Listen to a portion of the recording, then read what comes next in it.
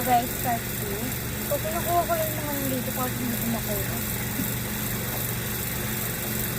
Yan, muna. Ito muna yung gawin natin.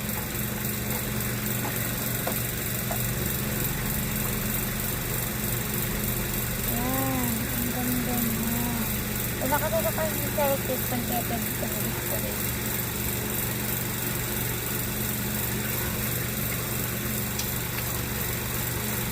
Hindi siya nag-bubble.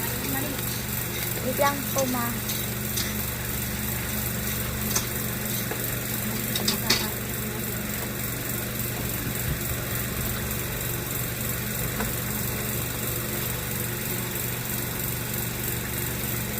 Baka yung part 3 ng slay natin.